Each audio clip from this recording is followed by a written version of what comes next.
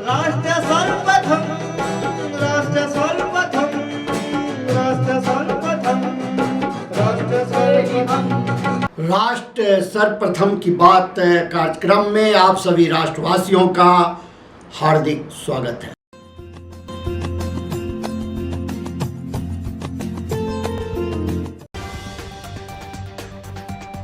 प्रधानमंत्री नरेंद्र मोदी ने उत्तरी केरल के वायनाड के आपदा प्रभावित इलाकों का हवाई सर्वेक्षण किया, जहां भूस्खलन से सैकड़ों लोगों की जान गई।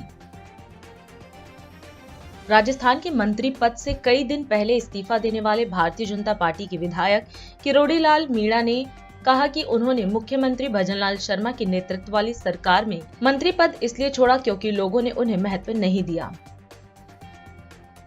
प्रवर्तन निदेशालय ने छत्तीसगढ़ में कथित शराब घोटाले से जुड़े धन शोधन के मामले में रायपुर के महापौर व कांग्रेस के नेता एजाज धेबर के बड़े भाई अनवर धेबर और भारतीय दूरसंचार सेवा के एक निलंबित अधिकारी को दोबारा गिरफ्तार किया है।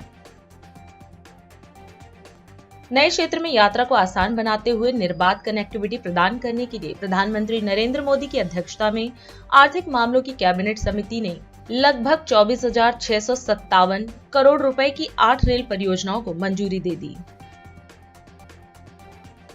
संसद सत्र के हंगामेदार अंत के बाद विपक्ष राज्यसभा के सभापति जगदीप धनखड़ के खिलाफ अविश्वास प्रस्ताव पारित करने पर विचार कर रहा। दिल्ली शराब घोटाला मामले में जमानत पर रिहा होने के बाद आप नेता और पूर्व उप मुख्यमंत्री मनीष सिसोदिया आम आदमी पार्टी मुख्यालय पहुंचे। इस दौरान उन्होंने पार्टी कार्यकर्ताओं को संबोधित किया। केंद्रीय मंत्रिमंडल ने स्पष्ट किया कि डॉक्टर बी.आर. अम्बेडकर द्वारा तैयार संविधान में अनुसूचित जाति और अनुसूचित जनजाति के लिए आरक्षण प्रणाली में क्रीमी लेयर का प्रावधान नहीं है। SC/ST में क्रीमी लेयर पर सुप्रीम कोर्ट की टिप्पणी पर सियासत तेज हो गई है। बसपा प्रमुख मायावती ने भी इसको लेकर बड़ी बात कही है। भाजपा अध्यक्ष और केंद्रीय मंत्री जेपी नड्डा ने एक भाषण के दौरान कांग्रेस पार्टी पर निशाना साधा और उनके नेताओं पर नकली देशभक्त होने का आरोप लगाया। बांग्लादेश में सुप्रीम कोर्ट के चीफ जस्टिस ओबैदुल हसन ने न्यायपालिका के प्रमुख के पद से इस्तीफा दे दिया। राष्ट्रपति द्रौपदी मुर्मू ने न्यूजीलैंड के ऑकलैंड में भारतीय समुदाय के स्वागत समारोह को संबोधित किया। इस दौरान अपने संबोधन में राष्ट्रपति ने न्यूजीलैंड के विकास और समृद्धि में महत्वपूर्ण भूमिका निभाने के लिए भारतीय समुदाय की सराहना की। वहीं व्यापार से लेकर शिक्षा, स्वास्थ्य से लेकर प्रौद्योगिकी तक उनके योगदान को अमूल्य बताया। इसके साथ ही राष्ट्रपति ने भारतीय समुदाय के समर्पण, कड़े परिश्रम और रचनात्मक भावना की प्रशंसा की। उन्होंने कहा कि ये मूल्य हमें पीढ़ियों से मार्गदर्शन देते रहे हैं और भविष्य में भी हमें प्रेरित करते रहेंगे। प्रिय प्रवासी भाई और सदस्यगण, आप सभी को भारत में अपने भाई और बहनों की ओर से हार्दिक अभिनंदन। ऑकलैंड में ऐसे जीवंत और ओजस्वी इंडियन कम्युनिटी के बीच उपस्थित होना मेरे लिए खुशी और सम्मान की बात है। आज जब मैं आपके सामने खड़ी हूँ तो मैं न्यूजीलैंड में भारतीय प्रवासियों के साहस और उपलब्धियों को देखकर गौरवान्वित हूँ। यहाँ के भारतीय समुदाय इस खूबसूरत देश के सामाजिक ताने बाने का अभिन्न अंग बन गया है। भारतीय समुदाय ने यहाँ के विकास और समृद्धि में अहम भूमिका निभाई है। व्यवसाय से लेकर शिक्षा जगत, स्वास्थ्य सेवा से लेकर प्रौद्योगिकी तक आपका योगदान अमूल्य रहा है। आपके समर्पण और कड़ी मेहनत से न केवल आपके परिवारों का उत्थान किया है, बल्कि व्यापक न्यूजीलैंड समाज और अर्थव्यवस्था में भी बहुत बड़ा योगदान दिया है। हमारे कई प्रवासी सदस्यों ने इस देश में बहुत ऊंचाइयां हासिल की है। शिक्षा के क्षेत्र में हमारा सहयोग अत्यंत सहयोगी रहा है। हजारों भारतीय छात्र न्यूजीलैंड में अध्ययन कर रहे हैं। मुझे ये देखकर प्रसन्नता हुई है कि न्यूजीलैंड के हमारे मित्र योगा, मेडिटेशन और भारतीय संगीत और नृत्य सीखने के लिए भी भारत आ रहे हैं। दोनों देश IIT दिल्ली में स्थापित इंडिया न्यूजीलैंड सेंटर के माध्यम से सहयोग कर रहे हैं। हम कल वेलिंगटन में मैंने न्यूजीलैंड इंटरनेशनल एजुकेशन कॉन्फ्रेंस को संबोधन किया, जिसमें भारत कंट्री ऑफ ऑनर है। ये शिक्षा के क्षेत्र में हमारे सहयोग को आगे बढ़ाने की हमारे दोनों देशों के संकल्प को दर्शाता है। न्यूजीलैंड में बसे भारतीय समुदाय का समर्पण, कड़ी मेहनत और रचनात्मक भावना सराहनीय है। ये वो मूल्य है जिन्होंने पीढ़ियों से हमारा मार्गदर्शन दिया है और भविष्य में भी हमें प्रेरित करते रहेंगे। आप में से हर कोई अपने अपने तरीके से भारत का प्रतिनिधित्व करता है। आप अपने साथ हमारी मातृभूमि की समृद्धि सांस्कृतिक विरासत लेकर आए हैं और आपने इसे न्यूजीलैंड की विविध संस्कृति के साथ सहजता से मिलाया है। मुझे ये जानकर खुशी हुई है कि दिवाली, ओणम, होली, वैसाखी और पोंगल जैसे भारतीय त्योहार पूरी न्यूजीलैंड में उत्साह के साथ मनाया जा रहा है। संस्कृतियों का ये सुंदर संगम भारतीय समुदाय की सबसे बड़ी ताकत है। ये देखकर मुझे खुशी हुई है कि हमारे दोनों देशों के बीच द्विपक्षीय संबंध तेजी से आगे बढ़ रहा है। उच्च स्तरीय यात्राओं, व्यापार और प्रतिनिधि मंडली के आदान प्रदान ने भारत और न्यूजीलैंड के बीच अंडरस्टैंडिंग को गहरा करने और सहयोग के नए रास्ते तलाशने में योगदान दिया है। कल वेलिंगटन में गवर्नर जनरल डेम कीरो, प्रधानमंत्री लक्सन और उप प्रधानमंत्री पीटर्स के साथ मेरी बहुत उपयोगी बैठक हुई। हमने भारत न्यूजीलैंड साझेदारी को और मजबूत करने पर चर्चा की है, जिसमें भारतीय समुदाय की भी प्रमुख भूमिका है।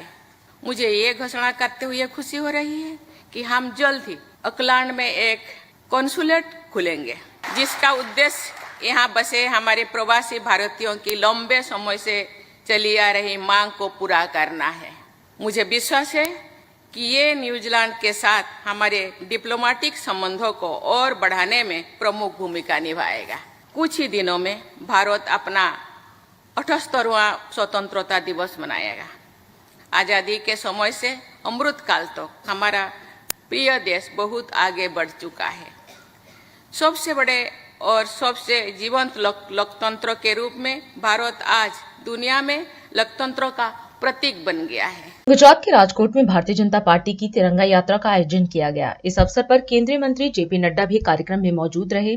इस दौरान नड्डा ने तिरंगा यात्रा को हरी झंडी दिखाई। वहीं उपस्थित जनसमूह को संबोधित करते हुए नड्डा ने भारत के स्वतंत्रता संग्राम में गुजरात की महत्वपूर्ण भूमिका की याद दिलाई, जिसमें महात्मा गांधी और सरदार पटेल जैसे नेताओं ने नेतृत्व किया था। वहीं उन्होंने देश को एकजुट करने में सरदार पटेल के प्रयासों की प्रशंसा की और इसे एक ऐसी उपलब्धि बताया जिसे भुलाया नहीं जाना चाहिए। इसके साथ ही उन्होंने कहा कि यह हमारा सौभाग्य है कि प्रधानमंत्री का जुड़ाव भी गुजरात की धरती से है, जिन्होंने विकसित भारत बनाने का संकल्प लिया और भारतीय जनता पार्टी ने आज से पूरे देश में हर घर तिरंगा अभियान शुरू किया है। इस दौरान उन्होंने नागरिकों से हर घर, दुकान और कार्यालय पर तिरंगा फहराने का भी आग्रह किया। मेरा ये सौभाग्य है कि आज मुझे गुजरात के तपस्वी भूमि, संतों की भूमि और जिस मिट्टी से हमें प्रेरणा मिलती है, ऐसी भूमि गुजरात में आने का मुझे सौभाग्य मिला है। मैं सबसे पहले तो इस पुण्य भूमि को नमन करता हूं और आशीर्वाद लेकर के अपनी बात को प्रारंभ करता हूं कि इस धरती ने अनेक को संत महात्माओं को जन्म दिया, उनकी ये कर्म भूमि रही और साथ ही साथ समाज के सुधारकों को भी इस भूमि ने प्रफुल्लित किया है। मित्रों, आज जब हम ये तिरंगा यात्रा में निकले हैं और हर जगह हमें तिरंगा ही तिरंगा देख रहा है, तो हमें आजादी की लड़ाई के साथ साथ वो कालखंड भी याद आता है। और जब मैं उस कालखंड की बात करता हूं तो हमें ये याद रखना चाहिए कि गुजरात का बहुत बड़ा योगदान आज के इस भारत के आजाद भारत की तस्वीर को स्थापित करने में गुजरात का बहुत बड़ा योगदान रहा है। और जब मैं ये कहता हूं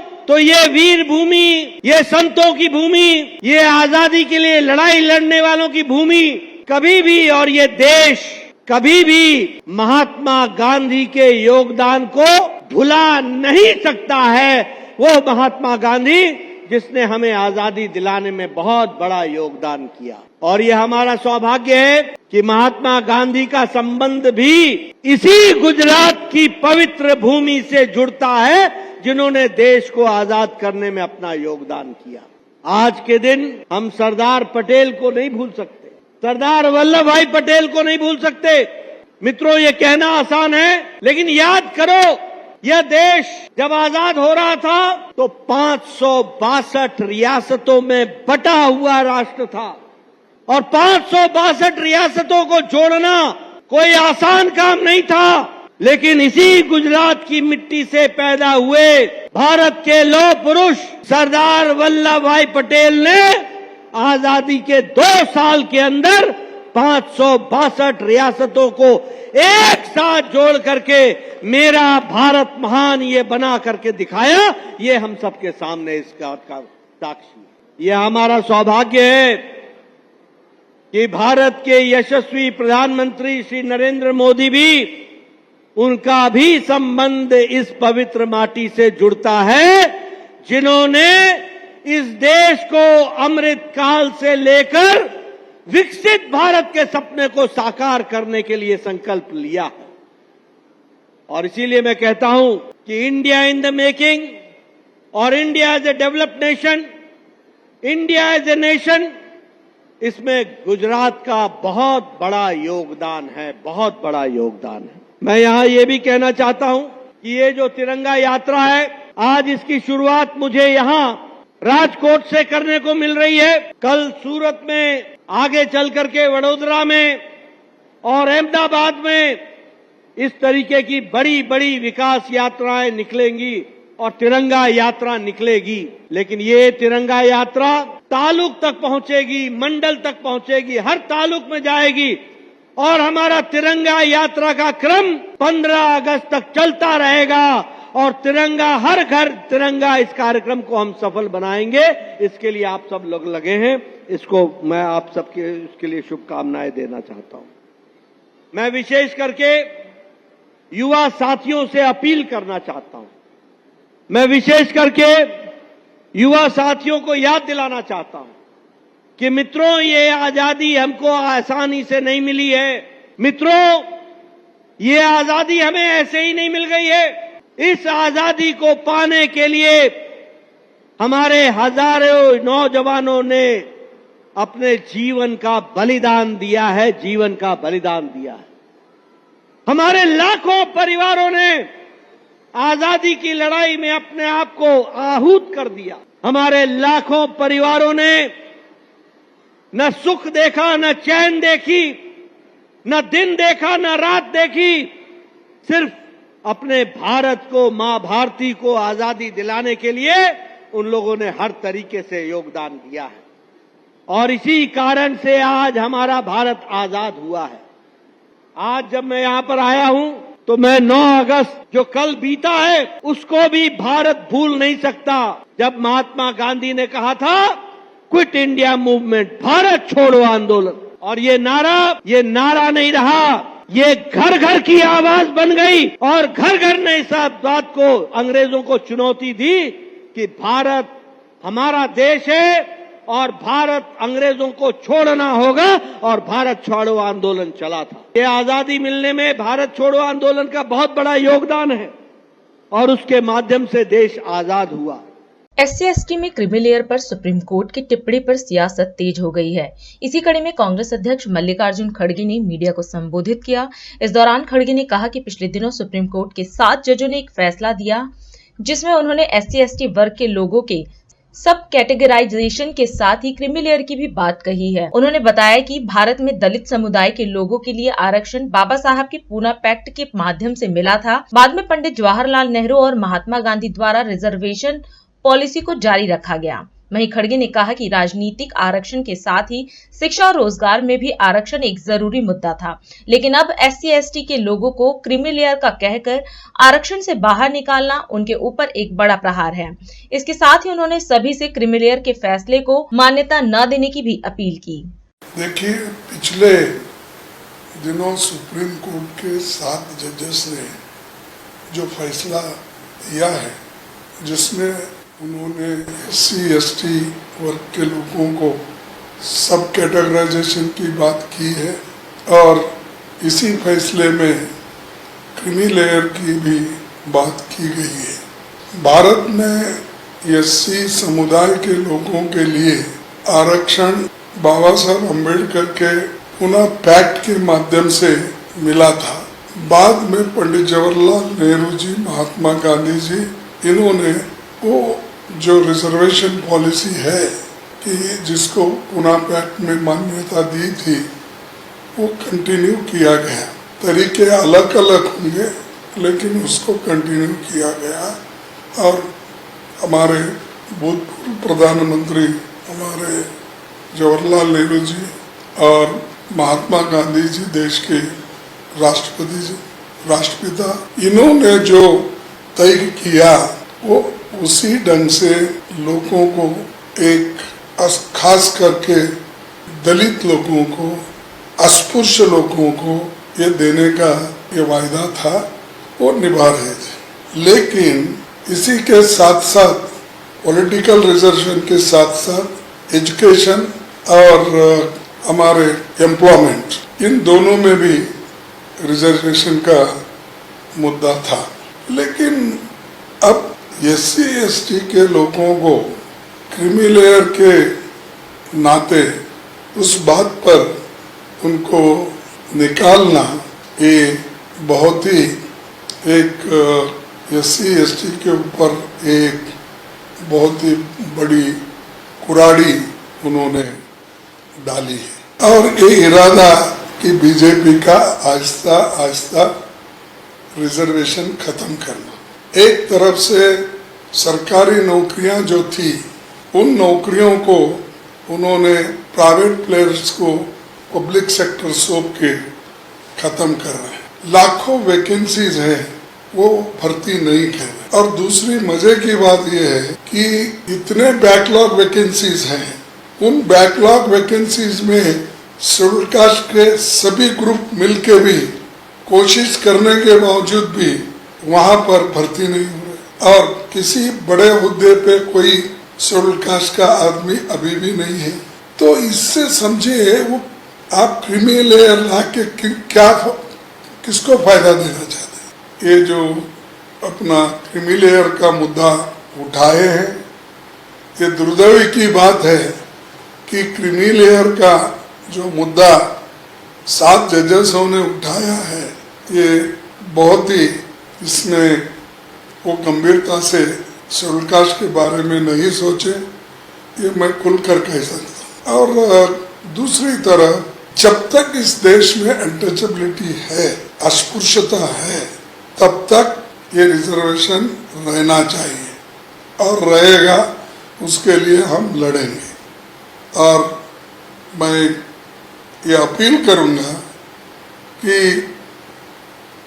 सब लोग एक होकर इस जो फैसला है, क्रीमी लेयर का फैसला, इसको मान्यता नहीं देना चाहिए और इसको हमेशा हमेशा के लिए इसकी बात नहीं करना चाहिए। अभी समय है एक ब्रेक का, हम चलते हैं ब्रेक पर। आप कहीं जाए नहीं, छोटा सा ब्रेक।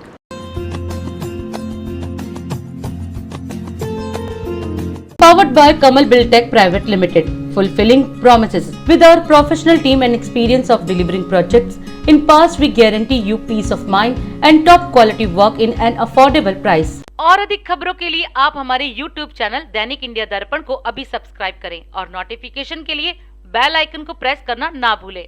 राष्ट्र सर्वप्रथम की बात कार्यक्रम में ब्रेक के बाद एक बार फिर आप सभी राष्ट्रवासियों का स्वागत है। उत्तर प्रदेश की वीरभूमि काकोरी में काकोरी ट्रेन एक्शन शताब्दी महोत्सव के अंतर्गत वीरों के नमन कार्यक्रम का शुभारंभ किया गया। मुख्यमंत्री योगी आदित्यनाथ ने कार्यक्रम का उद्घाटन करते हुए डाक अनावरण व संस्कृत विभाग द्वारा निर्मित पुस्तिका का विमोचन किया।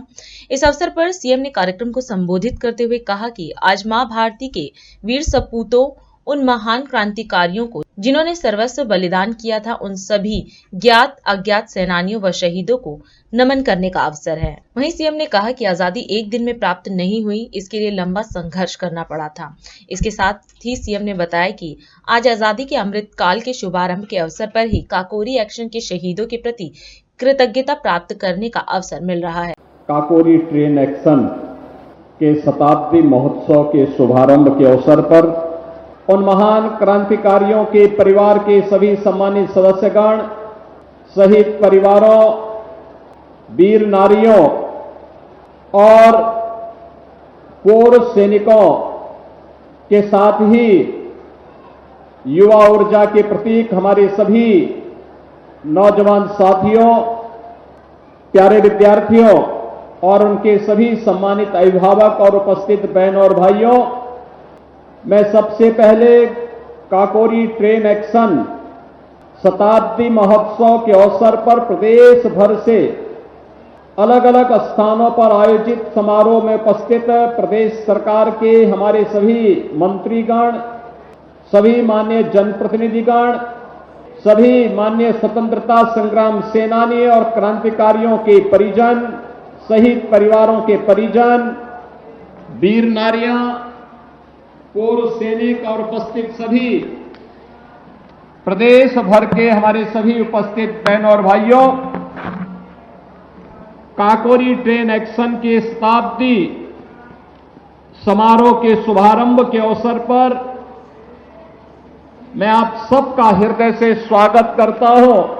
उन महान क्रांतिकारियों का जिन्होंने भारत की स्वाधीनता के लिए अपना सर्वस्व न्यौछावर किया था, उनकी स्मृतियों को नमन करते हुए देश के ज्ञात और अज्ञात सभी क्रांतिकारियों, स्वतंत्रता संग्राम सैनिकों, सेनानियों, शहीदों और भारत माता के लिए अपने आप को समर्पित करने वाले सभी ज्ञात अज्ञात सेनानियों को मैं नमन करते हुए अपनी विनम्र श्रद्धांजलि अर्पित करता हूं। हम सब जानते हैं कि देश 1947 में 15 अगस्त के दिन आजाद हुआ, लेकिन आजादी अचानक हमें नहीं मिली। आजादी के लिए एक लंबा संघर्ष हुआ था। अलग अलग कालखंडों में हुआ यह संघर्ष इतिहास के पन्नों में आज भी हम जानते हैं, पहचानते हैं। उनसे जुड़े हुए स्थल आज भी हमारे लिए तीर्थ स्थल बनकर के एक नई प्रेरणा के स्रोत बने हुए हैं।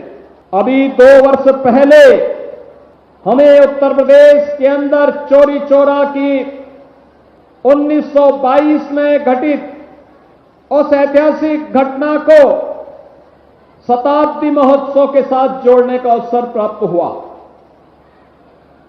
2023 आदरणीय प्रधानमंत्री जी के मार्गदर्शन और नेतृत्व में हम लोगों ने देश की आजादी के अमृत महोत्सव के आयोजन के साथ जुड़ने का अवसर हमें प्राप्त हुआ। और इस बार जो शताब्दी महोत्सव का शुभारंभ हम कर रहे हैं, इस अवसर पर ये मुझे सौभाग्य की बात है मेरे लिए और हमारी सरकार के लिए कि हमें काकोरी ट्रेन एक्शन से जुड़े हुए क्रांतिकारियों के परिवारजनों को देश की आजादी को बरकरार रखने के लिए जिन परिवार के सदस्यों ने अपने आप को बलिदान किया, उन परिवारजनों को और पूर्व सैनिकों को सम्मानित करने का अवसर प्राप्त हुआ है। शहीद परिवारों और वीर सैनिकों के प्रति नमन करते हुए आप सब इस कार्यक्रम में वर्ष भर सम्मिलित हों, इस विश्वास के साथ आह्वान करते हुए आप सबको आज के इस दिवस की और नाग पंचमी की भी हृदय से बधाई देता हूं, अपनी शुभकामनाएं देता हूं। धन्यवाद। जय हिंद। आम आदमी पार्टी के नेता और दिल्ली के पूर्व मुख्यमंत्री मनीष सिसोदिया शुक्रवार को जेल से बाहर आ गए। उन्हें अब रद्द हो चुके दिल्ली शराब घोटाले से जुड़े मनी लॉन्ड्रिंग मामले में 17 महीने पहले गिरफ्तार किया गया था। सुप्रीम कोर्ट ने उन्हें कल जमानत दे दी। वहीं दिल्ली के पूर्व डिप्टी सीएम मनीष सिसोदिया ने आज आप कार्यालय में कार्यकर्ताओं को संबोधित करते हुए कहा कि सुप्रीम कोर्ट ने संविधान का इस्तेमाल करते हुए उन्हें कल जमानत दी और केजरीवाल भी जल्द ही बाहर आएंगे। उन्होंने कहा कि अरविंद केजरीवाल का नाम आज पूरे देश में ईमानदारी का प्रतीक बन गया है। वहीं सिसोदिया ने बीजेपी पर हमला करते हुए कहा कि आप जेल के दरवाजे बंद कर सकते हैं, लेकिन जनता के दिलों के दरवाजे बंद नहीं कर सकते। ये ईडी और सीबीआई का ताना बाना इसलिए नहीं बुना गया कि कोई बेईमानी हो गई है। ये ईडी और सीबीआई का ताना बाना इसलिए बुना गया है कि कश्मीर से कन्याकुमारी तक किसी चाय के ढाबे पे भी रुके हुए 10 लोगों से बात करोगे कि केजरीवाल कौन है जानते हो, बोले यार वो दिल्ली में काम बड़ा शानदार कर रहा है और काम तो कर ही रहा है, ईमानदारी से कर रहा है। केजरीवाल जी का नाम आज ईमानदारी का प्रतीक बन गया पूरे देश में। आप जेल के दरवाजे बंद कर सकते हो लेकिन जनता के दिल के दरवाजे बंद नहीं कर सकते। इन आंसुओं ने ही मुझे ताकत दी है 17 महीने जेल में। मैं जब राजघाट पे आपसे बात करके गया था तो कह के गया था शायद 7-8 महीने लगेंगे।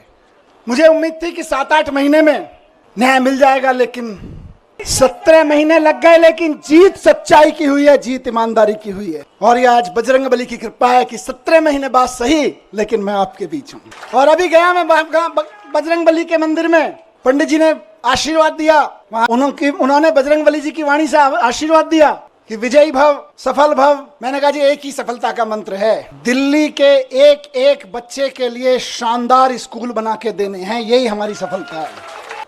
और मैं समझता हूं भगवान की कृपा, बजरंगबली जी की कृपा हम पर कल हुई बाबा साहब के दिए हुए संविधान की बदौलत। बाबा साहब ने 75 साल पहले, करीब 75 साल पहले अंदाजा लगा लिया था कि कभी कभी ऐसा भी होगा, हम लोकतंत्र का संविधान बना रहे हैं लेकिन कभी कभी ऐसा भी होगा कि इस देश में तानाशाही ताकतें आके आतंकवादियों और ड्रग माफियाओं पर लगाए जाने वाले कानून को आम आदमी के ऊपर लगाएंगे। तो उस वक्त उन व्यापारियों को, उन आम आदमियों को, उन विपक्षियों को कौन बचाएगा? तो बाबा साहब ने पहले ही लाइन जोड़ दी थी, संविधान बचाएगा। यही भगवान की कृपा है, आज हम संविधान की बदौलत खड़े, संविधान की ताकत से यहाँ पे खड़े हैं। आज मैं शुक्रगुजार हूं देश के संविधान का, बाबा साहब का, और साथ साथ बहुत विनम्र निवेदन के साथ में माननीय सुप्रीम कोर्ट का। और माननीय सुप्रीम कोर्ट के साथ साथ मैं बहुत तहे दिल से शुक्रगुजार हूं उन वकीलों का जो पिछले 1.5 साल से, 17-18 महीने से और बल्कि उससे पहले से भी पूरी लड़ाई लड़ रहे हैं। मैं धन्यवाद करता हूं सिंघवी साहब का, मैं धन्यवाद करता हूं दयान कृष्णन साहब का, मैं धन्यवाद करता हूं मोहित माथुर साहब का, और मैं बहुत प्यार के साथ धन्यवाद करता हूं उनमें से कुछ लोग मेरे उनसे उम्र में छोटे हैं, कुछ बड़े हैं, अपनी आम आदमी पार्टी की लीगल टीम के कुछ वकील साथी, हमारे एमएलएज यहाँ खड़े हैं, साथ साथ में उनको सबको कोऑर्डिनेट करने वाले विवेक भाई, मैं उनका भी बहुत धन्यवाद करता हूँ। साथ साथ में मैं शुक्रगुजार हूँ देश भर में आम आदमी पार्टी के एक एक कार्यकर्ता का, नेताओं का। और आज देखिए मजे की बात, अब तो दुश्मन भी इस बात को मानने लगा है कि यार इन आम आदमी पार्टी वालों में कुछ तो मिट्टी है, जो 17 महीने, 6 महीने जेल में रह जाते हैं इनके नेता, उसके बावजूद ना झुकते हैं ना टूटते हैं, किसी मिट्टी के तो बने हैं। ये उस मिट्टी के बने हैं जिस मिट्टी पे गांधी ने गोली खाई थी, जिस मिट्टी पे भगत सिंह के पसीने की बूंदें गिरी हुई हैं, जिस मिट्टी पे खड़े होके बाबा साहब ने तुम्हारी जैसी लोगों की ताकतों के, उस वक्त की ताकतों के जुल्म झेले थे, उस मिट्टी से ये बने हुए हैं। एक एक दिन जो संजय भाई ने नारा दिया है कि इनकी जमानत जब्त कराएंगे, आज से और अभी से लग रहे हैं। और बीजेपी वालों ढूंढते रह जाओगे कहां गई वोटें, कहां गई वोटें। आज से लगना है सबको। जो सुन रहे हैं सोशल मीडिया और मीडिया के माध्यम से, एक एक कार्यकर्ता साथी को कहना चाहता हूं, दिल्ली के एक एक नागरिक को, हरियाणा के एक एक नागरिक को, देश के एक एक नागरिक को कहना चाहता हूं कि इस तानाशाही के खिलाफ तो एक एक आदमी को वोट करना पड़ेगा। सवाल हमारा नहीं है। तानाशाही के खिलाफ ये जो लड़ाई है सिर्फ आम आदमी पार्टी के कार्यकर्ताओं की नहीं है, सिर्फ विपक्ष के पार्टी कार्यकर्ताओं की नहीं है, ये देश के एक एक आम आदमी की है। मैं जब सरकार में था उस वक्त दिल्ली जल बोर्ड का नगर निगम चुनाव से पहले पैसा रोक दिया गया था और आज तक दिल्ली जल बोर्ड का पैसा नहीं दिया गया। इंजीनियर्स परेशान है, इलाके के नाले साफ नहीं हो रहे, सीवर साफ नहीं हो रहे, और वो कह रहे हैं हम तो पैसा नहीं देंगे। 1.5 साल से जल बोर्ड का पैसा नहीं दिया गया, जबकि पैसा बजट में पास किया विधानसभा ने। ये तानाशाही नहीं है तो और क्या है बताइए? तानाशाही आपके घर के सामने जो सीवर बह रहा है उसमें जो अभी ओवरफ्लो हो रहा है वो भी इसी तानाशाही की वजह से हो रहा है। नुकसान किसको हो रहा है? असली नुकसान तो जनता का हो रहा है, जिसके लिए पॉलिसी बनाई गई थी, जिसके लिए कोई कानून बनाया गया था। ये तानाशाही है, इस तानाशाही के लिए लड़ना पड़ेगा दोस्तों।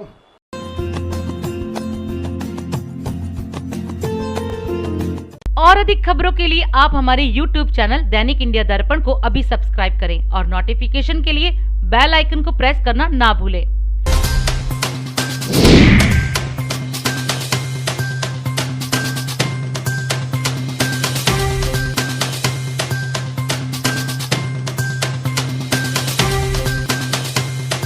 आज हम इस कार्यक्रम में आपसे विदा लेते हैं। आप अन्य खबरों के लिए बने रहे राष्ट्र सर्वप्रथम, वंदे मातरम, जाग उठा है भारत।